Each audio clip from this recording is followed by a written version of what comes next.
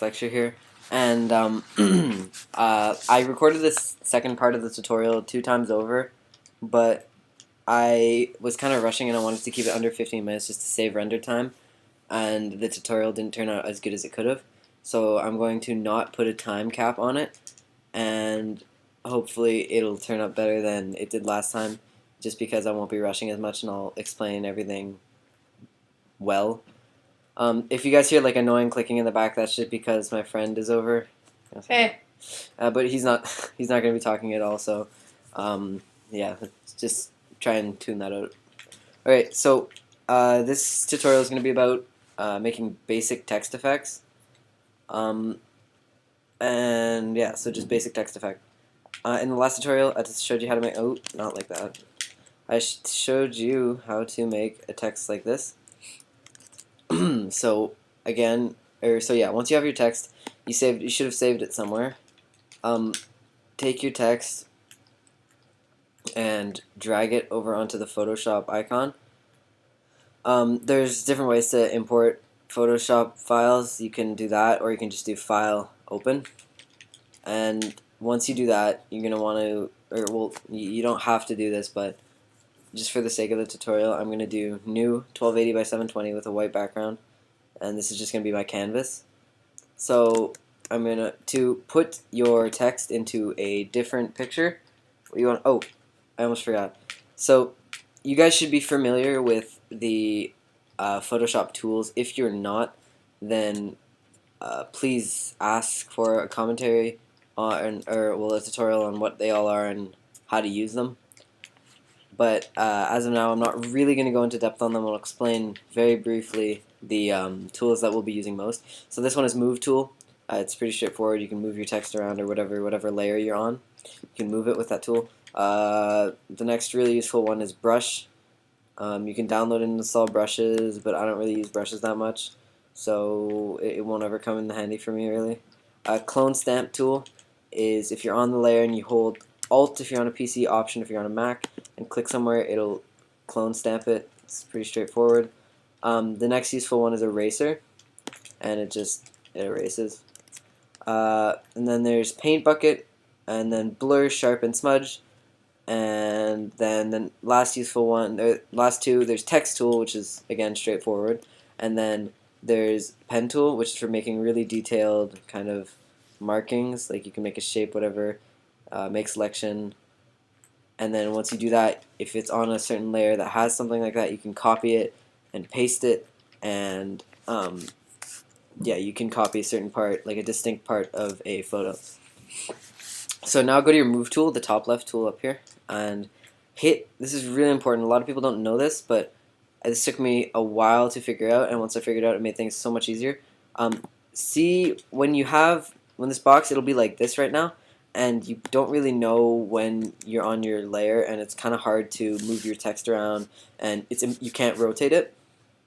To rotate it, you have to do like transform, like rotate. It's just a lot harder. So what you're going to do is hit here, the Move tool, and then check this box, Show Transform Controls, and what that does is whenever you're on a layer, it puts a little box around it. So first of all, it's easier to see what layer you're on, and you can rotate it simply, and you can minimize it, shift it, do whatever you want. So always have that on, and once you click it once, it should be on forever, I think. Okay, so what you're going to do is click on your text, hold, and this is how to move an image to a different screen. Hold, drag up, hold on top of it until it changes pictures at the bottom, and then bring it back down and let go. So yeah, that's just how you import an image, but if you're working directly from the image screen when you import it into Photoshop, that's fine. I'm just putting this in a different thing so I could show you. So your basic text effects will be located if you right click on the layer, your text layer, and you go to blending options.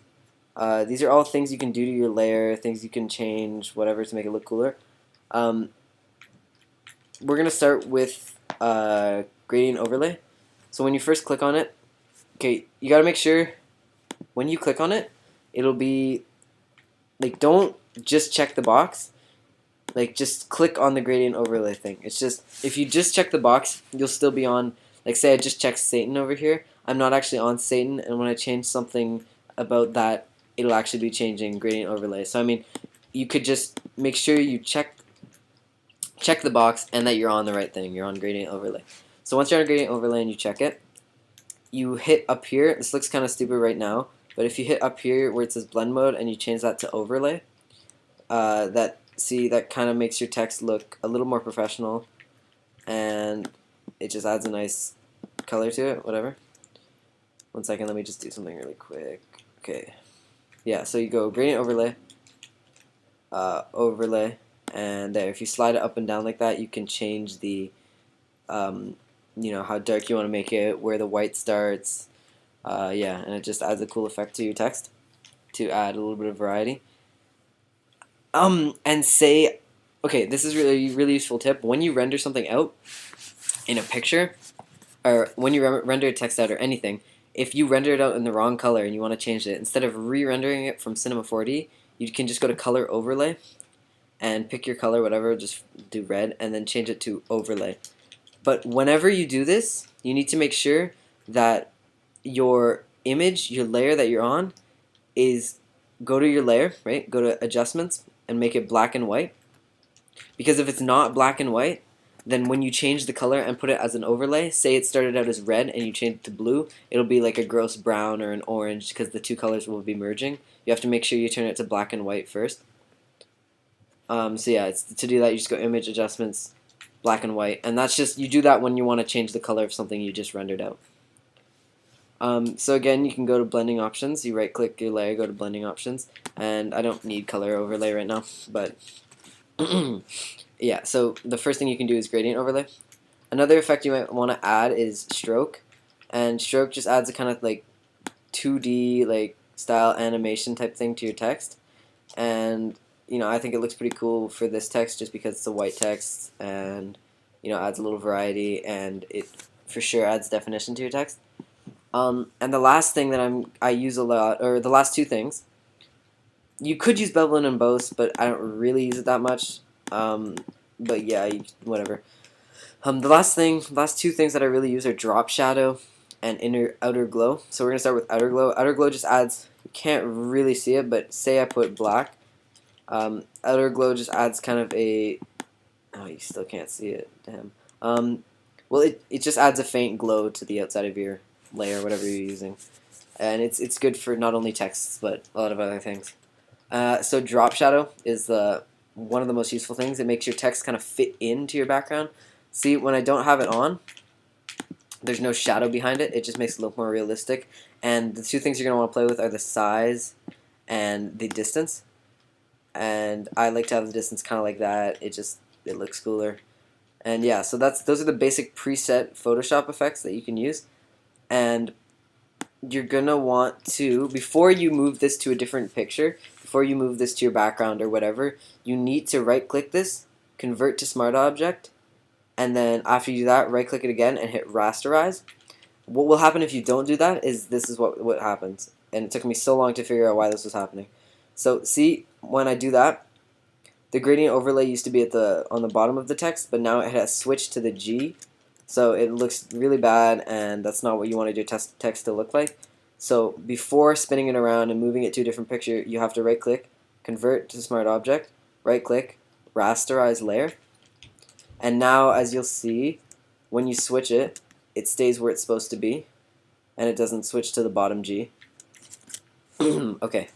So yeah, another effect you could use are these filters. A lot of people don't use them, and they're kind of underused, and if you can find some creative way to implement it into your background, yeah, that's pretty creative, and you might get some constructive feedback on your backgrounds. If you can find a way to use, I mean, don't just use it because it's underused. Use it because you think it looks good in the context of your background. I mean, if it looks stupid, don't use it. I'm not telling you to just use it even if it looks dumb. You don't always have to use it. Yeah, so after you've done that, you have your text how you want. Another cool thing you can do is, well, before you start anything, really, you should have a graphics pack. So, here, I'll go to Call Me Rated. He is a really good graphics wait, where's it called? GFX pack. I'll just look up GFX pack. So go to YouTube and search up GFX pack. And here, this guy, Call Me Rated X. I'll link his channel in the description. He's got really good tutorials. He does lots of giveaways, and he's a reliable source for basically anything. So yeah, if I didn't fully explain something and you see a tutorial that he has, yeah, definitely go check his out, because this is what I use a lot. So look for his most recent pack. I think it's um, whatever. I'll find it and link you guys in the description of the video. But you can get some really good stuff from it, and what it will look like, I'll show you. Rated. Let me just search that up. Right here, it'll look like this. You'll get two parts of it. And so textures is yo, 1 second, guys. I'll be right back. I'm just pausing the recording. Hey guys, sorry, I'm back. Someone just came to the door. All right, so when you download rated, 1 second, guys. Okay, sorry. When you download the rated pack that I will link in the description, if I can remember. If I don't, then just go to Call Me Rated X. Go to his YouTube channel, look for the most recent graphics pack. But I should be able to remember to. So when you download it, go to part 1. I think I downloaded his 10K pack. He should have a 15K pack as well. But he'll have screenshots, so flares and stuff that you can put to your background or whatever. And he'll have textures. Now I'm going to show you how to use textures. So find a texture. For this one, I'll just use, I guess I'll just use this one. So find a texture that you like. Bring it into Photoshop, like how it showed you to after, or before, and drag that into your text place. You could just edit all your text here and then do that there, but whatever. My text is over here. So drag that into your text. Minimize it by holding Shift and with the bottom right corner. When you hold Shift, it doesn't distort the proportions. So if, like, here's what happens if I don't hold Shift when I try and make it smaller. If I wasn't holding Shift, see what happens? It just messes up the image, and it's really not how you want it to look. So when you hold Shift, it makes sure that it keeps those dimensions. Alright, the next thing I'm going to show you is how to use a clipping mask. It took me so long to figure out how to use this. I found one tutorial. There's a couple tutorials that'll show you how to use a clipping mask, but I mean, I kind of figured it out on my own. And once I figured that out, things got so much easier for me. But what a clipping mask does is it only affects the layer below it. So like, say you have a circle and you import an image that's a square, and you have it over your circle.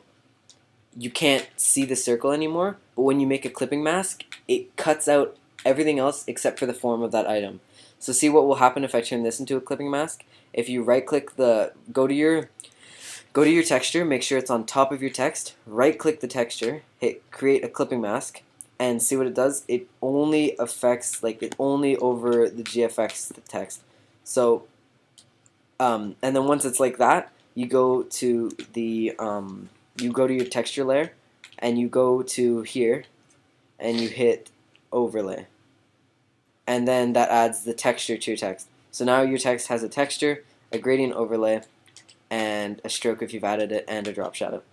So once you have it how you like, you can play with the texture's opacity up here by going to the layer and just changing the opacity to suit you, however you want it. I'll just keep it at 100, whatever. It looks good. Once you're done with that, right click the upper layer, the texture, and hit merge down, and then that'll make it so that your texture is now merged with the text. So it's one. You can move it around and it won't change. Alright, so that's how to use textures. Now I'll quickly show you how to use flares, and this includes other images kind of, because it's very annoying. Like when you get flares and everything, they'll all have a black background, and you'll look at it and you'll be like, what the hell, how do you, I mean, you can't really just, it take a long time to just erase precisely everything else except for the black, or all the black, and not get any flare. So there's a quicker way to do that, and I'll show you guys how. So if you go to screenshots, whatever, I'll just take one of his, I'll just go into here. I think it's PNG. He has a really good one. It's number 7, I think. yeah, this, no, whoops, number 9. No. Let me find it. It's a really good flare. Yeah, this one, number 8. Okay, so if you drag your, here, no, that's actually a bad example because it's not colored. It's just a white, so it's a little different. Okay, here, I'll take that. Or no, I won't. Okay, I'll take this one. So when you drag your flare in, usually there will be blue. It doesn't matter. Flares and including this, it's the same thing, how you do it. So one way to do it is when you go to your flare, you hit channels, and on a Mac, it's command. You hold command, and on a PC, I have no idea what you hold, but it is the key closest left to the spacebar. For me, it's command. My keyboard is next to there's spacebar. To the left of it, there's command, alt, control, and function. So I don't know what that is for you guys, but if you can see over here on the side here, when you hold command, it should look like that, like a little square pops up over the hand. So whatever key will do that on your PC, that's the key to use. And what you do is see how don't ever touch this RGB thing at the top. Only look at the red, green, and blue, and see how the red is brightest, green is a little dimmer, and blue is very dim. You want to pick the layer that shows the brightest. So for this one, it's red. So you hold command for me, and you hit the red. If it was a blue one, I would be holding blue. I'd be doing it to blue. And once you do that, you hit edit, copy, and then go back to your whatever, and your text or your background or whatever, and hit edit paste, and that successfully pastes only the what did I just open? Clownfish. That successfully pastes only the flare. Okay, the second way to do it is to go back over here and just drag your flare in. Just drag your flare in, and once it's over here, go on your layer and hit the thing and go to lighten. This is a way quicker way of doing it. Lighten just gets rid of all the black except for the flare, and it shows up very well on a black background, but it's kind of harder to see on white. It's kind of the same effect. It doesn't really matter which one you do. Lighten is probably quicker. That's what I do now. That's just what I use to get rid of the black. Alright guys, so now you know how to import a flare, how to add a texture overlay, how to add a gradient overlay, and how to add a stroke and use basic Photoshop effects to your text. There's a lot of other things in here that you can just put into your image, and based on what I've showed you, you should be able to use them appropriately. And yeah, so there's patterns that you can put over your text, and yeah. So I'll link the GFX pack. I'll link the 15K one if there is one, along with the one I have. And I'll also link you guys to a site that you use to download fonts. It's called www.dafont.com, if I forget. Or just Google Dafont. And it has like a huge font database. There's different genres like graffiti, classic, whatever. And you can just download the font, and then it'll give you a TTF file, and that's a text file. And when you double click it and you hit install font, it just kind of goes into your font thing, and at least that's what it does for Macs.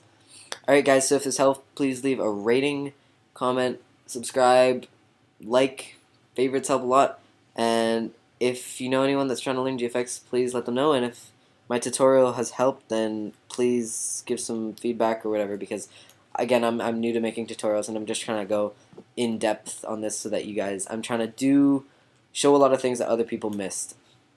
One quick thing before I go again, a quicker way to make a clipping mask is, instead of just right-clicking the layer that you want to make the overlay, you can hit Alt and then go in between the two layers, and it shows that little thing, and then you can just click, and it does the same thing. So it doesn't really matter. That's just a shortcut to making a clipping mask.